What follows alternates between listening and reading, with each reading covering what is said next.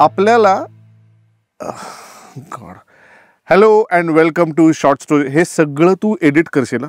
Okay, मग ते नंतर तुम्ही बघून घ्या प्लीज, काय कट करायचं काय नाही. Okay, hello and welcome to short stories with Harsh. हे जे कट फंबल, तो हे जे आमचे शूटिंग करतानाचे वेगवेगळे फंबल होतात ना, कधी लाईटच पडतो, कधी माईकच पडतो, या सगळ्या गोष्टी शेवटी आम्ही काय सांगतो एडिटरला की बाबा तू बघून घे, आमचं तू सगळं नीट करून दे. तर एडिटर फक्त ह्या गोष्टी नीट नाही करत. एडिटर स्वतःची बुद्धी वापरून, त्याच्यामध्ये त्याचे ॲस्थेटिक सेन्स वापरून ती कलाकृती एका वेगळ्या लेव्हलला नेऊन पोचवतो.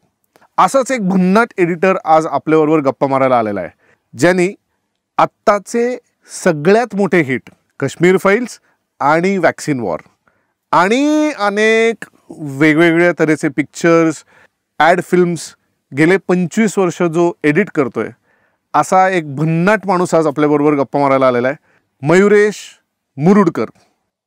हाय मयुरेश, शॉर्ट स्टोरीज विथ हर्षच्या या अजून एका एपिसोडवरती तुझं मनापासून स्वागत आहे. आणि तुझ्या या शॉर्ट स्टोरीची सुरुवात साहजिकच आपल्याला मुंबईतनं करावी लागणार आहे. सो एक मुंबईतला मिडल क्लास फॅमिलीतला एक मुलगा आणि आता बॉलिवूडमधला एक प्रथितयश एडिटर, हे कसं चालू झालं? हे कुठून चालू झालं आणि कसं झालं? Okay, first of all, hi Harsh. Thank you for inviting me on your short stories with Harsh. And सुरुवात झाली मुंबईलाच, बिकॉज जन्म मुंबईचा आहे, एकदम सोबो मुंबई म्हणता येईल ज्याला. तिथे बाणगंगा नावाचं एक ठिकाण आहे बाळकेश्वरला. That is where my family use to live. We still have family there, but we have moved out to a different place. Okay, तर तिकडे जन्म झाला, शाळा तिकडेच. रोज शाळेत जाताना चौपाटीवरनं BST बसमधनं शाळेत जाणं आणि ते एन्जॉय करणं, रोज चौपाटीवरनं जाणं, तरीही त्याचं कुतूहल रोज असणं की चौपाटीवरनं जायचं आहे, because it's such a beautiful place, there is nothing like that. आणि थँकफुली ग्रोईंग अप आमची एकच फॅमिली होती ज्यांच्याकडे कलर TV होता. तेव्हा सो 83ची फायनल असो किंवा 83चा अख्खा वर्ल्ड कप असो, सो जे काय everything that was happening on TV, अख्खीच्या अख्खी बिल्डिंग, माझ्या काकाचे मित्र, वडिलांचे मित्र जे कोण असतील, असं सगळे जमा व्हायचे. इट वॉज अ टिपिकल, तेव्हा जसं ना गर्दी करून कोणाच्या तरी घरी TV बघणं, तशी एक प्रथा होती. सो आय वॉज लकी की we had a colour TV, जो कोणाकडेच नव्हता ॲट दॅट पॉइंट. आणि तेव्हा असं काही वाटतही नव्हतं की अरे वा आमच्याकडे कलर TV, असं काही प्राईडही नव्हता, because what ever, I thought that I am lucky and let's go for it. आणि तो कलर TV होता मग आमच्याकडे एक VCR आला. तर VCR was the turning point of life, कारण VCR आल्यानंतर घरी मूवीज बघण्याचा कार्यक्रम was going on constantly. So my family is a big cinephile, म्हणजे they got busy with their lives आणि असं ठीक आहे, पण मूवीज बद्दल प्रेम आणि सगळे पिक्चर बघणं, त्याच्याबद्दल डिस्कशन्स करणं, गाणी ऐकणं, म्युझिक लवर होते खूप. So while everybody was working in banks and things, पण कलेशी असं प्रेम होतं सगळ्यांचं, और स्पेशली मूवीज, नाटकं, हे सगळं लहानपणी वगैरे आम्ही बघायचो. सो तो coming back to the VCR, तर VCR आला तेव्हा आमच्या जवळच एक VCR कॅसेट्सची लायब्ररी होती. Today I don't know how many people would be able to understand what a VCR is, or may be a video library पण, किंवा व्हिडिओ टेप्स पण. पण तेव्हा अशी होती system, it was a big thing in thing. आणि रेंटलवरती cassettes मिळायच्या वगैरे. तर त्या रोज संध्याकाळी येताना, ऑलमोस्ट रोज संध्याकाळी येताना माझा काका त्या कॅसेट्स घेऊन यायचा आणि तो पिक्चर लावून बसायचा. पण मला होमवर्क करायला लागायचा वगैरे, कधीतरी पिक्चर बघायला मिळायचे नाही. I had a big FOMO issue at that time, मला का नाही बघायला मिळत पिक्चर. पण होमवर्क करायला लागायचा, अभ्यास करायला लागायचा, आई बाबा ओरडायचे. पण तरी जितके पिक्चर बघायला मिळायचे मी बघायचो आणि काका बरोबर बसून. मग अशी एक प्रथा सुरू झाली की रविवारी जे DD नॅशनलवरती पिक्चर दाखवायचे, दर रविवारी दुपारी 3 वाजता का 4 वाजता, नॅशनल अवॉर्ड विनर. अशी प्रथा, जसं फ्रायडेला किंवा थर्सडेला चित्रहार यायचं, सगळी गाणी, तसं रविवारी एक पिक्चर दाखवायचे कुठलाही, ते त्यांचे क्युरेटेड जे मूवीज असतील त्याप्रमाणे ते लोक दाखवायचे. तर ते पिक्चर आपल्याकडे असायला हवेत म्हणून ब्लँक व्हिडिओ कॅसेट्स आणून माझा काका ते रेकॉर्ड करायचा. तर रेकॉर्ड करताना मला खाली बसवायचा, मध्ये जाहिराती आल्या की अरे पॉज कर आणि मग जाहिरात संपली की अरे परत ऑन कर नाही तर चुकेल फिल्म किंवा. So I think that was somewhere the beginning of editing I think so. कारण मधलं कापणं किंवा मधलं अवॉइड करणं आणि जे हवंय तेच ठेवणं is what we can call as the basic of editing. तर तेव्हापासूनच एक maybe I got cultured to it, I would say. आणि I am happy to share that with you right now because you don't get to speak such things with anybody, or even when you reflect you think your life started like that, and till recently I had not reflected upon how or where it began. For the love of movies, theek hai, te to sagleच passionate astat. So that is one thing, but somehow this technicality of it maybe got into me at that time itself, so I would give credit to the VCR. So growing up was like that. बरं शाळेत पहिला number काढायलाच पाहिजे, okay, अशी एक compulsion. So तो यायचाही बराच काळ, पहिला नंबर यायचा. पण मग इव्हेंच्युअली शिंग फुटली असं नाही म्हणता येणार, but then I grew up, I got expose to newer things. पण मग शाळेत कल्चरल्समध्ये पण भाग घ्यायला हवा, नाही ओव्हरऑल सगळं हे व्हायला पाहिजे असं आमच्या वडिलांचा अट्टहास होता की नाही कॉन्फिडन्स कसा येणार वगैरे वगैरे. तर मग नाही हे पण करायला पाहिजे, ते पण करायला पाहिजे, ड्रॅमॅटिक्स पण करायला पाहिजे. तर सगळ्या गोष्टींमध्ये रस, सगळ्या गोष्टींची एन्जॉयमेंट, आणि एलोक्युशन कॉम्पिटिशनसाठी मग पाठांतरच करा वगैरे असं सगळं चालू होतं. सो अभ्यास करता करता कल्चरल साईड पण अशी एक्सप्लोर होत होती. मग so my father is a big contributor to me also being in touch with the cultural or the creative side of things, while he was absolutely damn strict about my studies. And he just said that nothing doing, but tari he wanted me to become an overall personality, not just become a bookworm or something like that. Growing up, आमचे cousins जे आमच्या घरी यायचे, तर आम्ही दिवस रात्र picture बघायचो. We use to only think of movies. आमचे सगळे गेम्स पण पिक्चरवरती बेस्ड असायचे. त्यातले जे विलन्स असायचे ते नेहमी शाकाल किंवा गब्बर या नावाचे असायचे.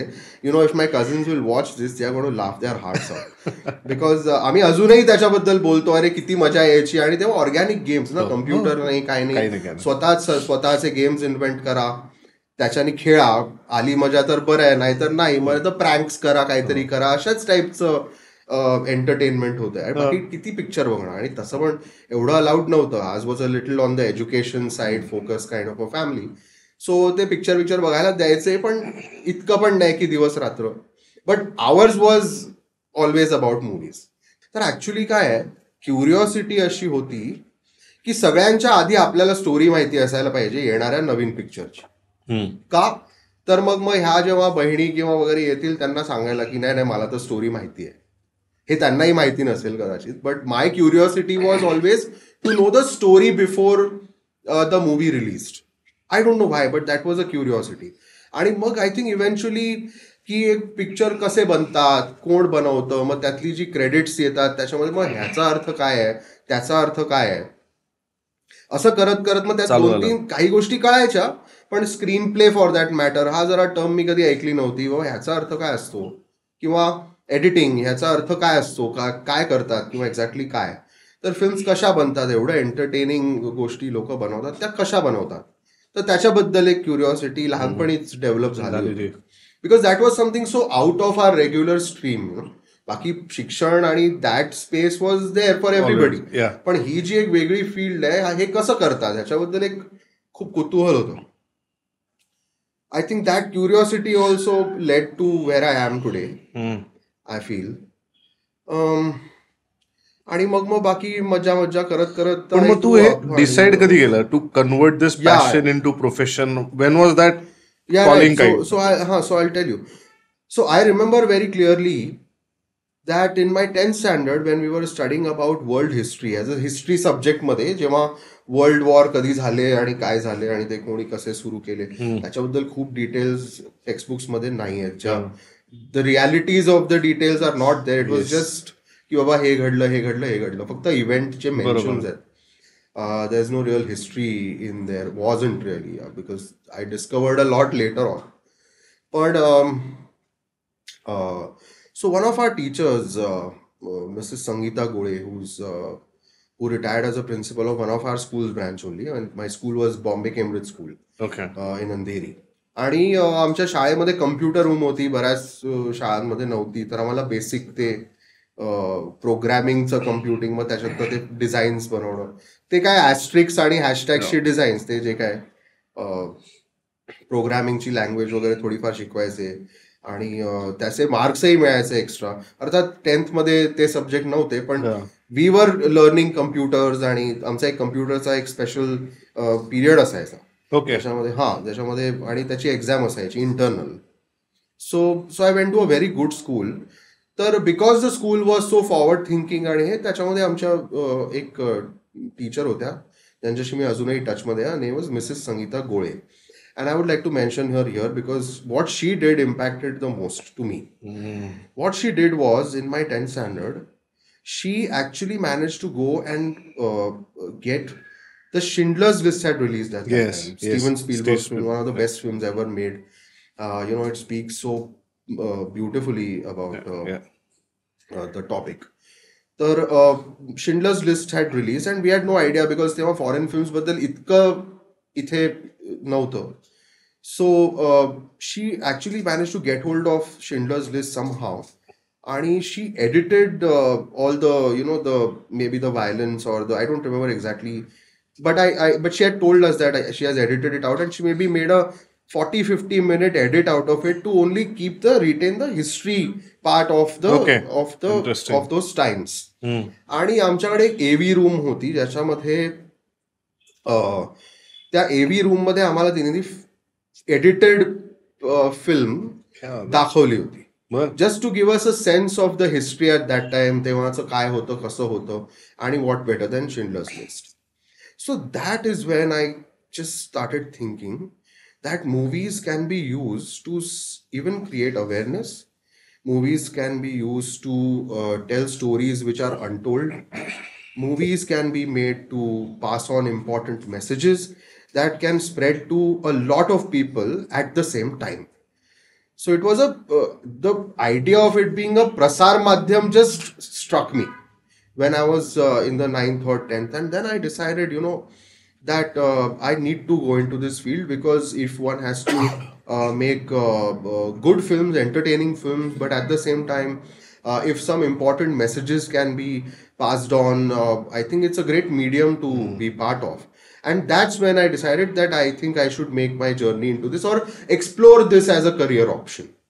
So that happened in my 10th standard, and then still educational side went on. I had an option for a career. I thought that, if not this, maybe this. Everybody has a plan A, plan B. Not that the plan A was more important than plan B, but the two options because I liked two things very deeply. One is movies and the other one is biology or life sciences. So I thought that, I should make a optional career into, maybe let's say microbiology or genetics or that space. I was really very excited about it. That's very interesting. Left brain and right brain चं एवढं absolute excited. Come on. No, I'll tell you why. Because, again, everything comes back to movies. Movies are so important in life. I know. So, I'd watched this movie called Jurassic Park. Steven Spielberg. Yes. Steven Spielberg has created so much impact in our lives, everybody growing up. Absolutely. Because his movies were based on science, they had some or the other reference to physics or science or... So, Jurassic Park, genetics, dinosaurs. I thought, oh my God, if this is possible, which was obviously shown in a movie, and it is all fictional. And in a movie. But I thought, wow, this genetics is very interesting. Okay, they made dinosaurs and showed them in movies, but with genetics, you could actually, mutate and create species or things like that. Later on, when I studied a little bit more about genetics, I went and read books. My teachers started encouraging me, because who will encourage somebody to go into movies? तो यार चलो इसको books दो. तो मेरे को library में भेजते थे, बोलते यार एक बुक आई है, वो पढ़ लेना, देख लेना. तो मैं चाहता था अपना ऐसे ही देखने के लिए. And so what I realized was that genetics was used to make hybrid plants, let's say to improve crop quality, or maybe not mutate into species, animal species per se, but plant-based genetics was completely on. And I remember a sheep was made or a goat was made. I think a mutated goat was or a Clone, sheep, clone. a clone That's a sheep cloning, or yeah. something was made out of The just first genetic sheep. mutation. The first sheep, I remember.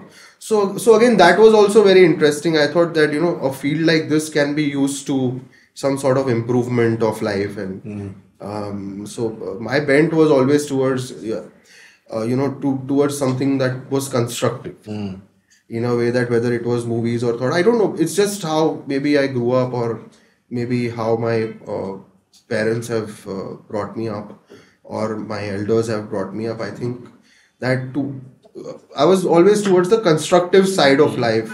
And I would rather say creative पण रे कि who says that if you go to science or technology you can't be creative. Correct. Of course, there has to be. You have to be Of course, creative. you have to be Yeah, creative, yeah, and you that have is to what be I creative. think There is has no other happened way. with you also. Where the creative kida was always there, whether it was in the entertainment industry or in a science or that kind of a thing. But the creative तर तू होतासच. आता मला एक सांग, ह्या ज्या there is something called as on location editing. Okay, there are very few people, right? In India at least. There were. आणि you were one of them. I was one of them. Yeah. काय सांगशील ह्याच्याबद्दल? Okay, now this is a very different chapter now. So I have done courses. I have done my internships, and it was very hard. I got a real taste of things. I was working with this company. I'd actually done a couple of VFX courses and compositing courses because I thought that was new. My bent was towards editing. Okay. But I thought that, this is also very important. Our movies were moving into, VFX and all was coming in. I thought ये भी थोड़ा पता होना चाहिए, आना चाहिए. Interesting था actually. So I thought, let's explore and let's do that. So I did my courses alongside my graduation. And I got into an internship. I was placed actually. जिथे मैं course केला, luckily this trainer of mine he was a nice guy. He said, "यार this guy is looking for a compositor, not an editor, a compositor. So you go there and maybe you'll get a job," which I got. Okay. So a very small studio. They were doing a show called Sonpari. Okay. Which was like a big childhood favorite of a lot of people. And it was a very popular show at that time. So they used to do the VFX part of that. Okay. So Sonpari and Altu, the character, and Fruity, the character, they would be on a blue screen or a green screen. So my initial job was to clean those blue screens and make them appear to look into the skies and they are flying and stuff like that. Because I had done a compositing course. Yeah. And it was very hard, man. We used to work almost 24/7 at that time. I used to there was a colleague of mine there who मुझे बोलता था तू घोड़ा है, तू खरे खरे सोता है, because I used to stand and pass out sometimes. It was very hard. It was in the early stages of my career. I thought यार ये क्या है, मतलब घर पे जाने नहीं मिल रहा ये वो, I was not second doubting myself, but I was in the head saying to myself, this is going to get really nasty if I have to survive here. And so, but it was good training, mental training at that time. कि नहीं भाई life तो ऐसी होने वाली है. Let's see how it goes. So then odd jobs, couple of jobs. Then I moved into actual editing per se. मतलब ये थोड़ा बहुत KIA, and then I wanted to get into editing. तो मैंने editing softwares पे काम करना शुरू KIA. उसकी भी अलग वो है. Right. So then Aditya Bhattacharya is a very known filmmaker. He has directed a film called Raak, which was Amir Khan's film. So he would come to had come to our studio where I used to work as an in-house editor to get some work company done. Not your company, but some other company. I changed 2-3 jobs in between. Okay.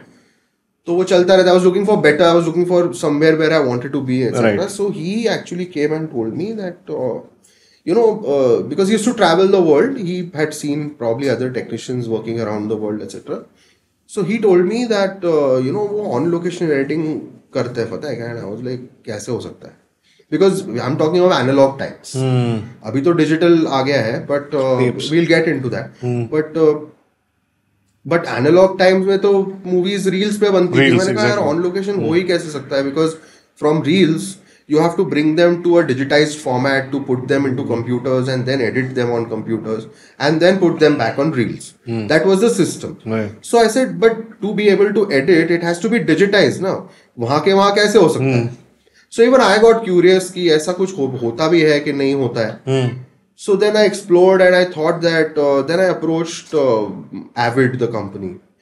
And they gave me a demo and they showed me that it could actually be done. And it was done for a movie called Paheli, which was directed by respected Amol Palekar. Amol Palekar. Amol Palekar, yeah. Paheli. Yeah. And the editor of that film is Amitabh Shukla. So he had started doing on-location editing, and when I actually saw the equipment that was there and the possibility of it, I thought this is something that I need to do, because this would also allow me to be on sets. Rather than just being an editor in a dark room, I thought that this would give me an opportunity to be on set and actually see how films get made. Because editing करताना आपण dark rooms मध्ये असतो आणि you're just stuck to your computer screen. तर म्हटलं की एक चांगली opportunity आहे आणि ही explore करायला पाहिजे. Then so I thought that it was expensive, the equipment. पण तरी कसं बसं we managed. I loaned up money and I ended up buying the machine from Maple Technologies. So Manil Shetty, the owner of Maple Technologies, had started off and he was doing decent, but he wasn't. I mean, Maple Technologies was not as big as it is today. So he ensured that he helped me. He said, he got the machine, he got the equipment that is used for on-location editing, and then I purchased it from him. And he also gave me a little bit of a guide on how to do it, because nobody knew how to do it exactly, and even I didn't. So he actually helped me out. He's like, and that's how things started. And so again, when you have this equipment, nobody knows कि ऐसा हो सकता है. You go and tell somebody, they wouldn't believe you. So I had a few advertising clients who used to come and edit with me in my studio. So once I told them that ऐसा ऐसा है, and they're like, नहीं कुछ भी कैसे हो सकता है. But अच्छा ठीक है, एक बार मुझे आपके सेट पे आने दो, let me just do it for you. वहीं के वहीं करके देखते हैं, like अगर हो गया तो then you'll know that it is possible. Right. So that's how I reached my set, the first set, and I figured out how to plug and how to connect, because it was all so new. आणि ते तिथल्या तिथे करायचं ना. there was a small box आणि ते इथे lot of wires and stuff like that. आणि so I managed to do it that day. Okay. आणि मलाच असं झालं की वाव. आणि so आणि त्यांच्यासाठी तर वाव होतच, because the client was present there, the brand owner was present there, and he could see a rough cut happening right there, and so he was like happy, okay, this is somewhat going to be the output. And that's how they started calling me for other works, And yes, that was a time when only 2, 3 or 4 people were doing this on location editing. That's for sure. Okay. Then I was standing at a chai tapri in our own Ville Parle in Mumbai, and with a friend, and we were talking about this because it was all new and I was excited. So he was a dear friend of mine. हम लोग अरे चहा आणि timepass करणं बसलो तर obviously we actually stumbled upon somebody आणि he was looking for an on location editor. What are the odds that we stumble upon somebody at a chai stall? तर तो म्हणाला, अच्छा तू एडिटर आहेस का, तू ऑन लोकेशन एडिटिंग करतोस का? मी म्हटलं की हो. आणि तो म्हणाला, oh is it that we are looking for one. it's random conversation.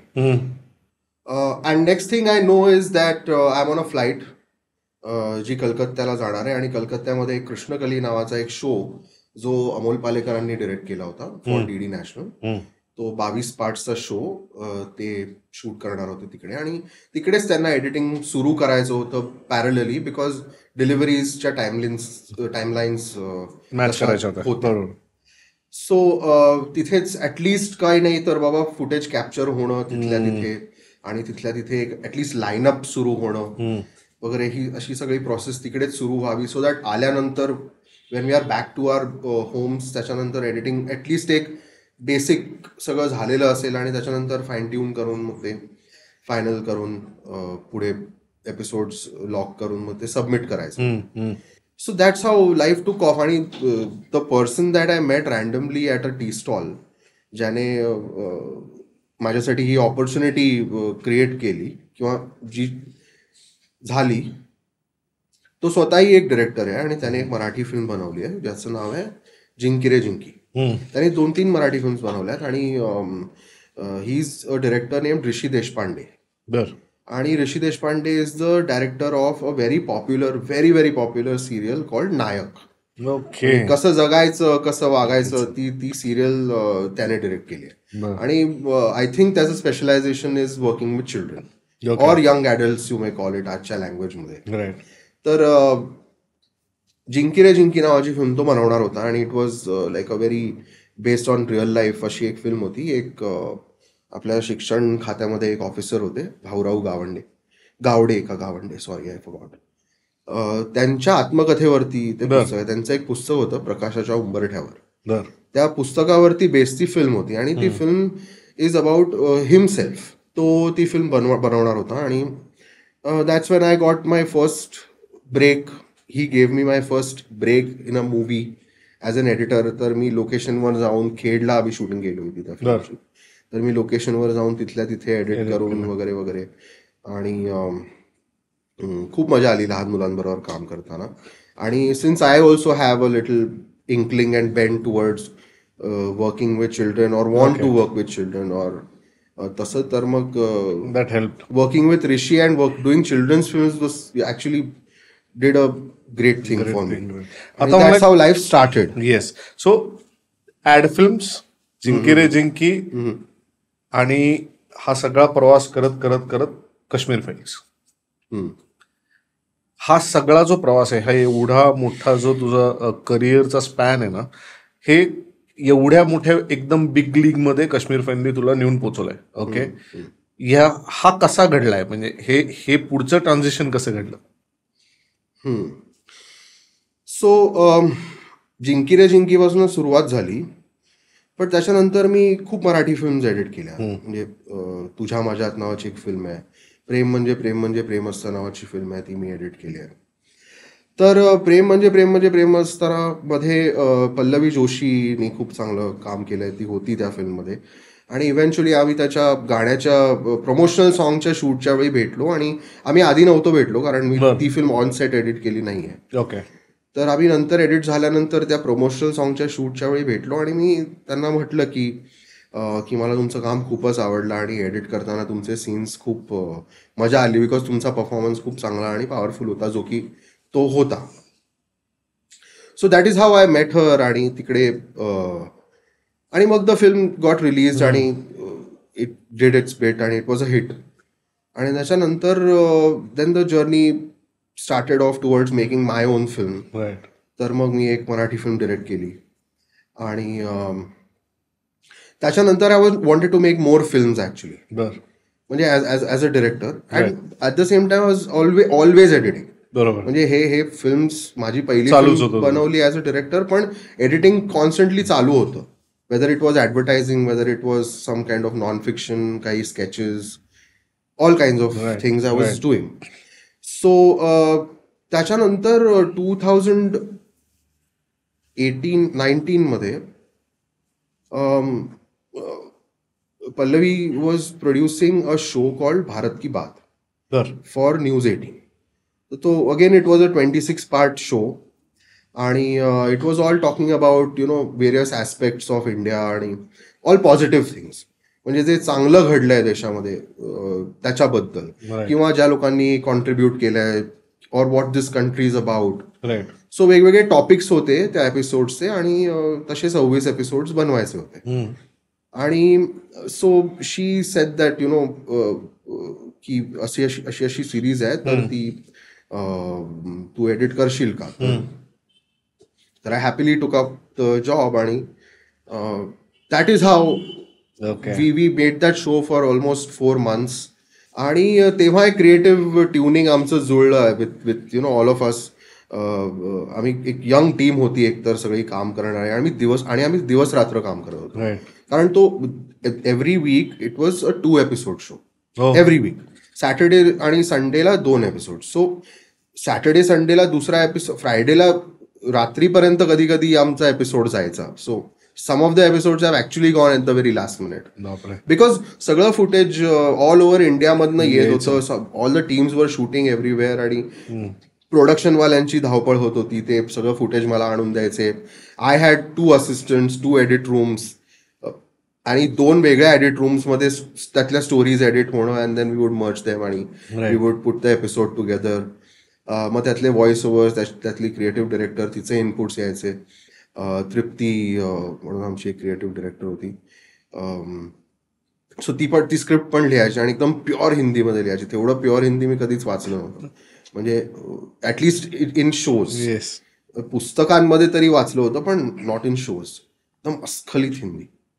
तर खूप चांगलं वाटत होतं. I was getting to learn a lot at that time. आणि like I said, creative tuning जुळलं. आणि त्याच्यानंतर 2019 मध्येच काश्मीर फाईल्सचं काम सुरू होणार होतं, आणि त्याचा रिसर्च पार्ट. आणि मग 2020 मध्ये फिल्म शूट करायची, आणि 2020 मध्येच ती कम्प्लीट करून ती रिलीज करायची, असा इनिशियल थॉट होता.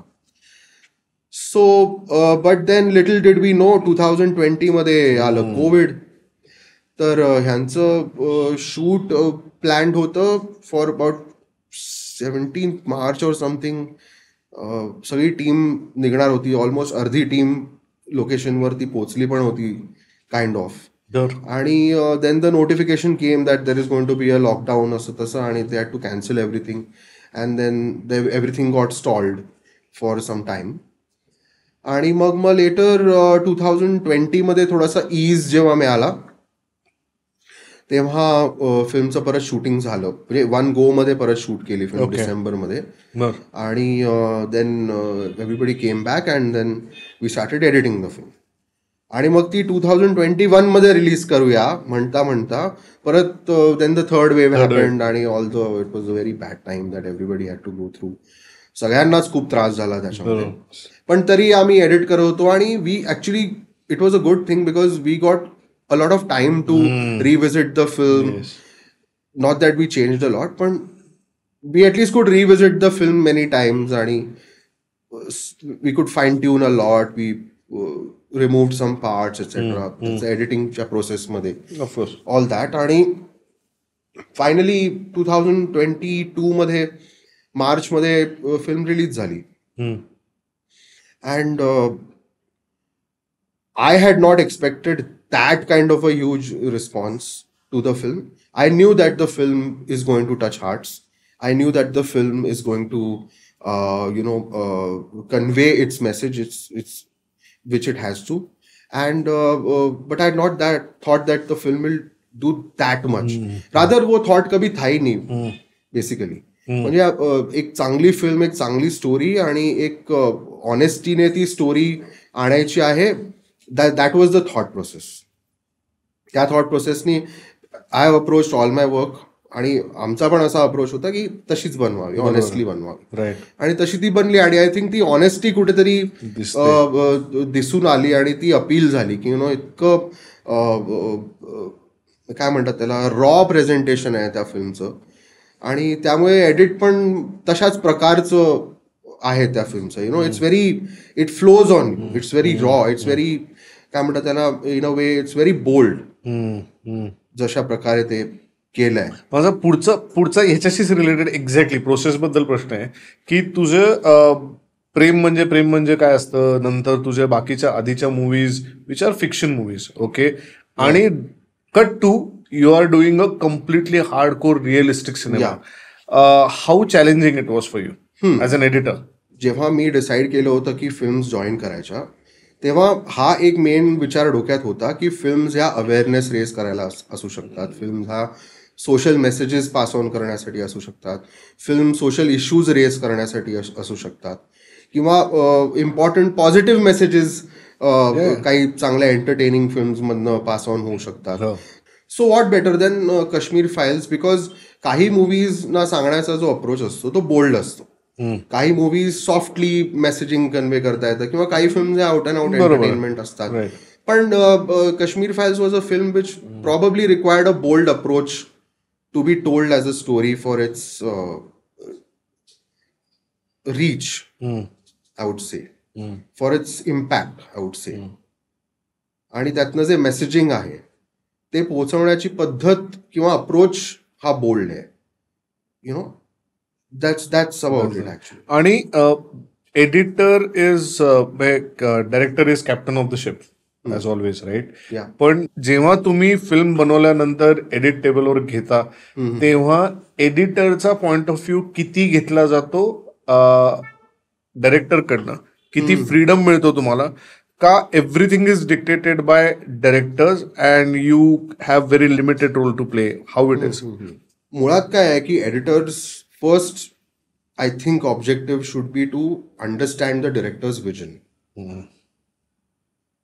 To know the story, the depth of it, आणि कशा पद्धतीने ती मांडायची आहे दिग्दर्शकाला.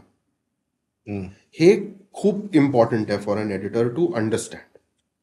एकदा ते क्लिअर झालं की मग इट बिकम्स अ कोलॅबोरेशन. मग ह्याच्यामध्ये गफलत नाही आहे की मला हेच म्हणायचंय, मला तेच म्हणायचंय, नाही पण असं म्हणायला हवं, तसं म्हणायला हवं, असं नाही. So initially before getting in to a project itself, the director's vision needs to be understood by editors, and then it becomes a creative collaboration. Yes, it always remains the director's vision, because like everybody says and like how it is, he is the captain of the ship. It is his story, it is his baby, and you're aiding the vision. Yeah. That is how I approach my work. With all directors, I want to make a, one-on-one, a human understanding, to understand where they are coming from. त्यांना त्यांच्या गोष्टीबद्दल काय वाटतं, त्यांना म्हणायचं काय आहे, त्यांना त्यातनं उत्पन्न काय हवंय त्या स्टोरी सांगण्यामधनं. मग ती आउट अँड आउट एंटरटेनर असू दे का, or it can be a very hard-hitting film, or any kind of a genre you may say. But to have a human understanding of the director is very important to me. Because तरच मग तुम्हाला त्यांच्याबरोबर communicate करता येतं त्यांच्यावर. Otherwise you just can't be at an operational level. So that is how I approach, and I think all editors approach it mostly this way only, because this is a way to work. आणि आता 2016 मध्ये तू तुझी पहिली film direct केली होतीस, याच्याशी related प्रश्न म्हणजे कसा विचारतोय आता, हे जे तुझं उत्तर आहे की captain of the ship is director, right? इथे दोन्ही रोल तूच करत होतास, मग काय अनुभव होता? त्याच्याबद्दल मी एवढंच सांगेन की if I was not an editor, ती फिल्म घडली नसती. Interesting. Because it was my first film, we had a very, very shoestring budget, like almost no budget levels. Okay. But we still made the film because I thought that when I was told the story, I think that I felt that this story should be made or it needs to be told, because I tried to be as honest and use my resources as whatever was available to me and make the film in the best possible manner, which I think I did. So I was, film संपल्यानंतर, film release होऊन झाल्यानंतर मी sure होतो की I gave my 100% to whatever the film. आणि because there were limitations, because there were obvious limitations while making the film, नंतर editing टेबलवर ती फिल्म आली तेव्हा a lot of the film that was on paper ती film आहे, पण editing टेबलवरती ती खूप जो काय त्यातला जो रंजकपणा आणायचा मी प्रयत्न केलाय तो एडिटिंग टेबलवरतीच मला आणावा लागला, क्रिएट करावा लागला. फक्त आय न्यू की मी हे सगळं जर का इतकं शूट केलं इन माय लिमिटेड वे, तरी पण एडिटिंग मध्ये नंतर मी हे असं करून मॅनेज करून, so I to plan it that way की I will shoot it this much and then I will edit and I will create this kind of a final product effect. तर एडिटिंगचा असा उपयोग होतो. म्हणजे जर का एखाद्या वेळी विजन आपल्याला उतरवता आली नाही ॲज अ फिल्म मेकर, पण एडिटिंगमध्ये तुमची विजन तुम्हाला अलाइन करून फिल्म करेक्टली मांडता येऊ शकते, अशी पॉसिबिलिटी आहे. आणि that is the power of editing, की आपण असं करू शकतो. असं काही गोष्टींच्या बाबतीत, काही एडिट्सच्या माझ्या बाबतीत असं झालेलं आहे की सगळंच आउट ऑफ प्लेस आहे, पण नंतर after putting them together they have worked. Okay. So मला आता आत्ताचा लेटेस्ट एकदम जो तुझ्या करिअरला ज्यांनी वेगळी पूर्णपणे दिशा दिली, काश्मीर फाईल्स आणि वॅक्सिन वॉर, या दोन्ही मूव्हीज विवेक अग्निहोत्री सरांच्या तू एडिट केलेल्या आहेस. काय अनुभव होते दोन्ही मूव्हीजचे? अनुभव सांगायचे म्हणण्यापेक्षा, मी आत्तापर्यंत जे जे काय माझ्या करिअरमध्ये शिकत इथपर्यंत आलो, I thought that I was getting prepared to do these two films. Extremely challenging films to do because of the nature of how they were. त्याच्या मागचा रिसर्च, त्याच्या मागची भावना, त्याच्या मागचा अप्रोच, हे सगळं आधी अंडरस्टँड करावं लागलं. आणि त्याच्यानंतर त्या एडिट करून आपल्या ऑडियन्स समोर प्रेझेंट करणं. तर त्याचं प्रेझेंटेशन कसं असावं, काय किती इम्पॅक्ट करायला हवा, कसा करायला हवा, ह्या सगळ्याचा खूप विचार करून ह्या फिल्म्स दोन्ही एडिट झाल्या आहेत. Like I sed, it's a creative collaboration. So as a team आम्हाला असं हवं होतं की या फिल्म्स ॲटलिस्ट जे म्हणायचा प्रयत्न करतायत ते लोकांपर्यंत पोचावं. Like first thing, and this is my feeling. तर आणि मग त्या करत असतानाचा creative process was very unlearning, learning, because some of the things we went bold with, some of the things are very like old school, some of the things are contemporary.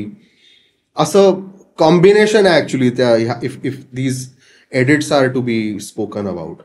असे बरेच वेगवेगळे approach आहेत त्यांच्या वेगवेगळ्या सिक्वेन्सेसमध्ये. तर मज्जा तर खूप आली हे करताना, आणि कम्प्लिटली वेगळ्या टाईपचे प्रोजेक्ट्स होते from the kind of projects I had ever done. तर खूप अनलर्निंग करावं लागलं, आणि खूप मग नंतर प्रोसेस ऑफ रिलर्निंग परत सुरू झाली. आणि ह्यामध्ये ती प्रोसेस सगळी दडलेली आहे. And it was absolutely an honour to be part of these two films, to have done them. दोन्हीही फिल्म्स विवेक अग्निहोत्री सरांबरोबर केलेस.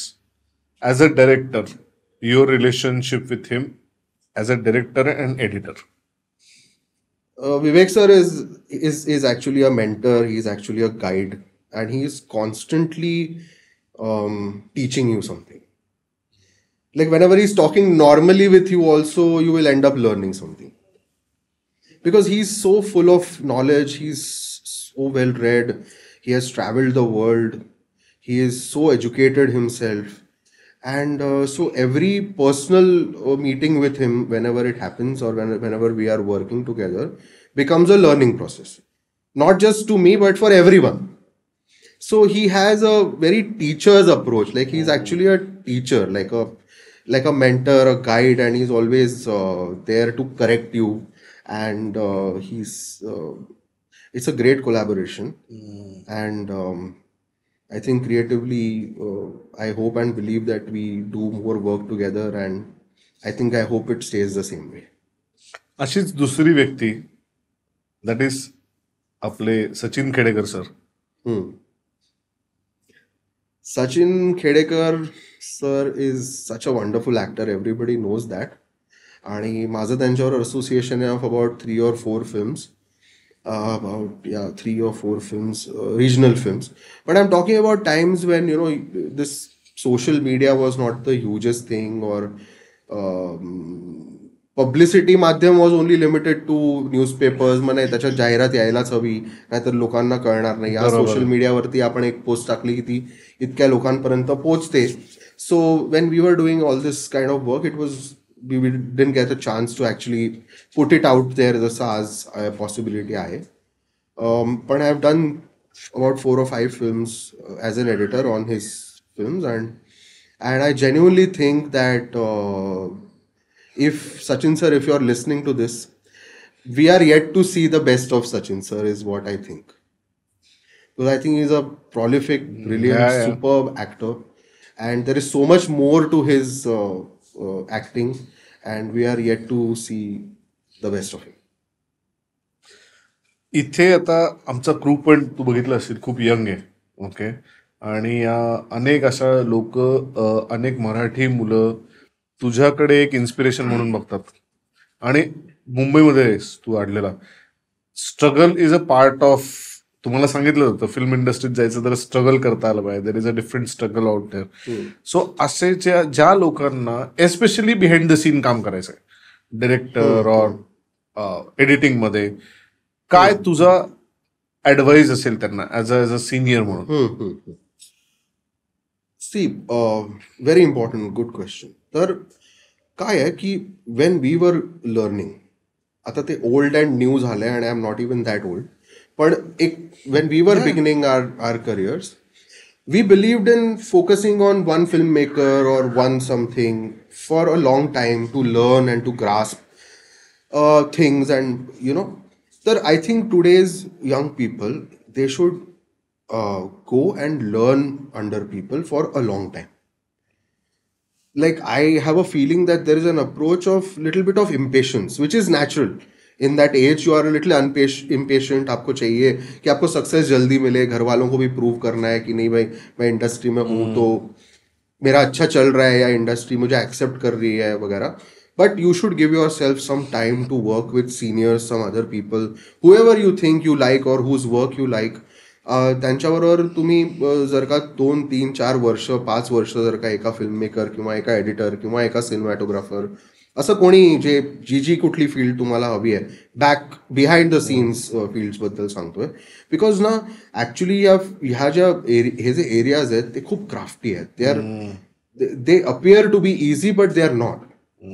हे मलाही फील्डमध्ये आल्यानंतर कळलं. एक लेवल ऑफ आपल्याला वाटतं की यार ये तो हम कर लेंगे, ये तो टेक्निकल है, ये तो कर लेंगे, ये हो जाएगा. पण ऍक्च्युली तसं नाही आहे. खूप डेप्थ आहे.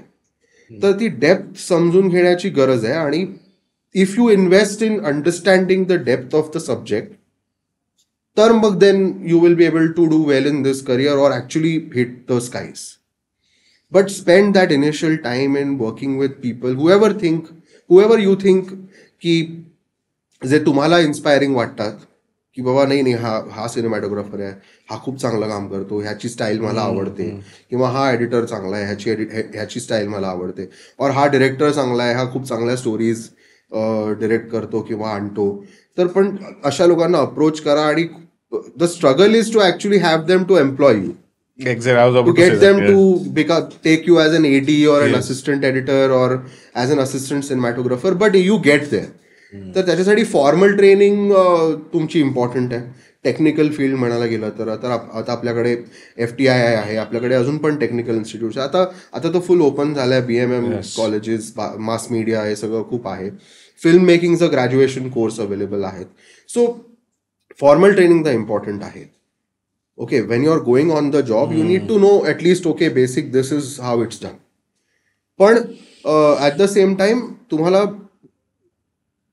हे जे डेप्थ ऑफ द ट्रेनिंग आहे ते तुम्हाला तुमच्या मेंटॉर्स कडनंच मिळणार, तुम्हाला तुमच्या गाईड्स कडनंच मिळणार, ज्यांनी ऍक्च्युली फील्डवरती काम केलेलं आहे ना. आपण खूप रॉ अप्रोचनी जातो, आपल्याला माहीत नसतं. सो जसं स्विमिंगसाठी असतं की आपण एका ट्रेनरची ट्रेनिंग घेतो, आपण डायरेक्ट पाण्यात उडी मारून नाही ना शिकू शकत. जर का एक इंटरनॅशनल स्विमर बनायचे तर ट्रेनर्स असतात, इंटरनॅशनल क्रिकेटर बनायचे तर ट्रेनर्स असतात. So for every other profession you have to get properly train ना. तर त्या ट्रेनिंगचा वेळ तुम्ही घालवायला पाहिजे. You have to give yourself that time to get trained. After that is doing the basic course. तो जर का तुम्ही दिला then it becomes a good thing. मग तुम्हाला ऍटलिस्ट माहिती असतं की ॲज अन एडिटर किंवा ॲज अ सिनेमॅटोग्राफर तुमच्याकडनं काय एक्सपेक्टेड आहे, rather than just going and meeting people like sir मेरे को काम करना है आपके साथ वगैरे पेक्षा. मग त्यांना जर का तू सांगितलंच नाही मी 5-6 वर्ष असं काम केलंय, हे काम केलंय, मग तुम्हाला तुमच्या कामाबद्दल जर का प्रश्न विचारले गेले तर तुम्हाला ते सांगता येतील. सो तुमचे इंटरव्ह्यूज चांगले जातात जर का तुम्ही ऑलरेडी ट्रेनिंगमध्ये टाइम स्पेंड केलेला असेल तर पहिली 4-5 वर्ष आहे तो फील की काहीच कसलाच न विचार करता सक्सेस स्टारडम वगैरे वगैरे सगळं बाजूला ठेवून you need to spend time with somebody and you need to get trained. This is a must. Like ग्रॅज्युएशनची 5 वर्ष म्हणतो आपण तशी ह्याची पुढची 5 वर्ष अशी वेगळी ठेवायला पाहिजे. आणि हल्ली तर लकी आहे because even interns get paid. There was a time when यार चल तू आजा 2-6 महीने के लिए तो आपको पैसा ही नहीं मिल रहा है, 2 टाइम का खाना मिल रहा है या फिर whatever basic stipend level of money you are getting. But आता तसं नाही आहे. आता पीपल पे इवन इंटर्न्स आणि पे डिसेंट मनी. तर पण मग ते यायला लागले पैसे की त्याच्याकडे तसं नको बघायला की नाही पैसे यायला लागले आता चला आता शिकायची गरज नाही. पण तसं नाही आहे. You have to keep learning and it's an always evolving process. Like your work has to be different from each other. There cannot be monotony because हे फील्डच तसं आहे आणि ही फील्ड ऑपॉर्च्युनिटी देतं मोनॉटनस नसण्याचं ऍक्च्युअली. सो वो तो बनता है ना की जर का अशी कुठली फील्ड असते जिथे मोनॉटनी नाही आहे. हीच एक फील्ड आहे. तर त्या मोनोटॉनी मध्ये न फसून एक वेगळं काही क्रिएटिव्ह रोज वेगळं काम करायला मिळतं ह्याची मजा घेत पुढे काम करायचं. आता तू दोन्हीकडे काम केलंयस मराठी आणि हिंदी. तुला बऱ्यापैकी वर्ष आता दोन डेकेड्स पेक्षा जास्ती काम करतोयस तू. काय फरक जाणवतो दोन इंडस्ट्रीमध्ये? कारण आता मराठीमध्ये पण खूप इव्हॉल्व्ह झाली इंडस्ट्री. हा मी दोन्ही इंडस्ट्रीजमध्ये इक्वली ऍक्च्युली काम केलंय. आणि if you asking me difference तर डिफरन्स एवढाच आहे की बजेट्स. बिकॉज टॅलेंटची तर काही कमी नाही आहे. म्हणजे मराठी इंडस्ट्रीमधलं टॅलेंट इज ॲब्सोल्युटली ब्रिलियंट. कारण सगळे स्टेज ट्रेनिंग करून आलेले आहेत मोस्टली. त्यांचं बेसिक ग्रूमिंग झालंय. तर ही जी इनिशियल 4-5 वर्षांबद्दल मी बोलतोय तेवढं तर थिएटर ट्रेनिंग बेसिक मराठी इंडस्ट्रीमध्ये असल्याचं असतंच. बिकॉज आपली सगळी पुरुषोत्तम करंडक म्हणा पुण्याचं किंवा मुंबईला सवाई आहे, मृगजळ आहे, INT ह्या सगळ्या कॉम्पिटिशन्समधनंच आलेली लोक आहेत. काही लोक तांत्रिक गोष्टींमध्ये करिअर करतायत, काही अभिनय क्षेत्रात करतायत. So but these are extremely talented people. आणि the only difference I think is budgets. Because आणि त्याच्यात पण एक ॲक्च्युली रिस्ट्रेंट असा आहे की because there is only one state to recover your money. हा एक मुद्दा आहे. सो तिकडे काहीतरी there needs to be something worked out की हे कसं काय थोडे बजेट्स एक्सटेंड करून better quality of film making असावी. असं नाही की देर इज बॅड क्वालिटी आणि मी असं नाही म्हणत आहे, पण म्हणतोय की the quality of film making can improve, the story telling can improve. VFX साठी जर का कुठली फिल्म असेल, कुठली चांगलीच गोष्ट असेल ज्याला VFX ची गरज आहे पण बजेट नाही आहे म्हणून ती गोष्ट बनू शकत नाही. सो अशा खूप स्टोरीज आहेत ज्या बनू शकतात, बनायला हव्यात. So I think budgets is one thing. If that is worked out की की at least adjoining states मध्ये रिलीज करावी. For example Sairat was a pan India film and it became a big hit. आणि त्यातला जो रॉनेस आहे, त्यातली जी एक ब्युटी आहे, इनोसन्स आहे, त्याच्यामुळे ती फिल्म कनेक्ट झाली ना. बिकॉज युनिव्हर्सल स्टोरी होती आणि ती कनेक्ट झाली. So I think something has to be worked out की ज्याच्याने रिकव्हरी पण वेगवेगळ्या ठिकाणामधनं चांगली यावी आणि थोडे बजेट्स इम्प्रूव्ह व्हावे. फिल्म मेकर्सना चांगल्या स्टोरीज इफेक्टिव्हली आणि थोड्या ॲट अ इन अ चांगल्या पद्धतीने प्रेझेंट करायला मिळाव्या आय फील. पण आता OTT आलंय, डिजिटल कॉन्टेंट हा जो सगळा प्रकार आहे त्याच्या स्टुडिओज आलेत, राईट. इंडिव्हिज्युअल प्रोड्युसर्स आता कमी होऊन मोठे मोठे स्टुडिओज इथे आले आहेत. So money has been, there is massive money. Okay now ती जसं तू आता म्हटलंस तसं की सगळी आता ही it all revolves around that. So हे जे सगळं एव्होल्युशन आहे इंडस्ट्रीच झालेलं की डिजिटल कॉन्टेंट OTT मुळे, तिथे तू या सगळ्या गोष्टींकडे कसं बघतो आणि काय चॅलेंजेस घेऊन आलेले आहेत आता? कारण last 5 years maybe, if I am not wrong, 5 to 7 years मध्ये सी चेंज आलेला आहे अख्ख्या इंडस्ट्रीमध्ये. कोविडमुळे people stop going to theatres or they could not. Okay, which was ज्याचा फायदा, सगळ्यात मोठा फायदा तुझ्या OTTsला झाला. People started binge watching, preferences change केले, ट्रीटमेंट्स चेंज झालेले आहेत, स्टोरी टेलिंगच बदललेलं आहे अख्खं. How do you see this? extremely positively. That is how I see it. Because from where I am seeing it, lot of people are now getting work. Opportunities have opened up. Baki त्यातलं business गणित, let's keep that aside. Right. Not that I'm any expert in speaking about it. But lot of people are now getting work. Lot of people are now getting opportunity.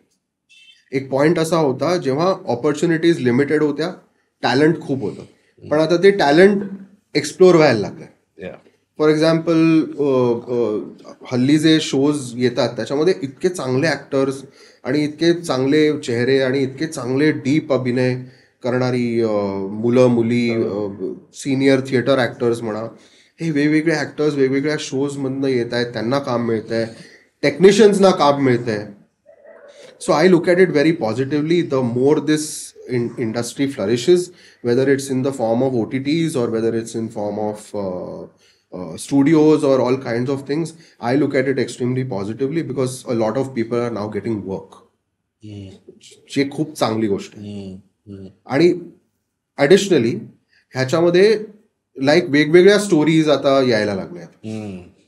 की पूर्वी एक अशी वेळ होती की अशा स्टोरीज बनत नव्हत्या ज्या कमर्शियली वायबल नाही आहेत. बरोबर. म्हणजे असं एक म्हटलं जायचं की यार नाही यार ये पिक्चर थिएटर में नहीं चलेगी. पण आता those films can be made on OTT. Those directors can go and make their own films and then sell it to OTT. अशा वेगवेगळ्या ऑपॉर्च्युनिटीज आता क्रिएट झाल्या आहेत OTT मुळे. And I think it's a positive thing. हाँ, वो कहीं तो बैलेंस आने में थोड़ा टाइम लगेगा, but I think movies are also here to stay and OTT is also here to stay. From a total outsider to a now industry insider, आणि plus या इंडस्ट्रीबद्दल जे जे जे काही वेगवेगळे परसेप्शन्स आहेत, तुझं काय म्हणणं आहे, तुला काय सांगायचं आहे? सो मला एवढंच म्हणायचं आहे की keep working hard and good things will happen. Because you have to pursue, you have to just follow whatever you thought that you wanted to do in your life and not get discouraged by some things if they don't go right. Be positive, work hard, and good things will happen. So industry is extremely, what you can say, it can accept you if you work hard and be true to your work. Yes, absolutely. I think the best part is that your work gets seen by sometimes people you don't know or sometimes who you haven't heard of, and then you get approached because your work gets seen by people. Here is an opportunity for you to showcase what your work is. काही जणांना ते आवडतं, काही जणांना नाही आवडत. ज्यांना आवडतं ते आपल्याबरोबर अप्रोच करतात आणि किंवा मेसेजिंग होतं आणि मग आपल्याला काम मिळतं. सो चांगलं काम करत राहावं, बिकॉज कोणी ना कोणीतरी ते कुठेतरी कधीतरी बघणार आणि आपल्याला सांगणार, आपल्याला फोन येईल की बाबा आमच्यावर असं असं एक प्रोजेक्ट आहे, तुमचं ते बघितलं तर ती स्टाईल चांगली होती, अमकं काही whatever they may like anything about your work, आणि you will get called some day and you should wait for that call. You know, at some point in life you should wait for that one call that can actually make or break it for you. So Mayuresh, तुझ्या एवढ्या films फेस्टिवल्सला गेल्यात, okay, जगभर तुझ्या films फेस्टिवलला जातात आणि जातात पण अजून. हा एक रेकग्निशनचा किंवा ॲक्युलेट्स तुला हे जे मिळतात ते, आणि दुसरी साईडला तुला नॉमिनेशन मिळालंय, फिल्मफेअर नॉमिनेशन यू गॉट. हे सगळं याच्याबद्दल तुझं काय मत आहे? म्हणजे how do you take this? कारण की एका साईडला kind of will say that Filmfare is a commercial side of it, right, and the other festivals are very very substantive आणि जिथे क्रिटिकल अक्लेम्स मिळतात. सो याच्यावरती तुझं काय भाष्य असेल? सो फेस्टिवल्सला जाणाऱ्या ज्या फिल्म्स होत्या, those were all content driven films, and they were going into festivals at times when social media was not the up thing or anything. So they were doing all the rounds, and one of my films called Jinki Re Jinki has been to 11 international film festivals. So I see it as being able to gain that knowledge of content based work right from the early stages, which, like I said again, की त्याची मला खूप मदत झाली. ह्या ज्या stories आहेत, ज्या सपोजेडली कमर्शियली वायबल साऊंड करत नव्हत्या, पण त्या करत असताना I think I was getting trained to now finally reach a point where जिथे सगळे म्हणतात की कंटेंट ड्रिव्हन मटेरियल असायला पाहिजे, स्ट्रॉंग कंटेंट असायला पाहिजे. आज content as a word has taken a very big shape. तर त्याचं त्या फिल्म्सचा पार्ट असताना आय थिंक ते ट्रेनिंग होत गेलं की story based films, deep story based films चा एडिट करताना त्याचा अप्रोच कसा असायला पाहिजे, त्यात एक ह्युमन क्वालिटी कशी ठेवायला पाहिजे. सो ते लर्निंग करायला मिळालं. I think that is my take away.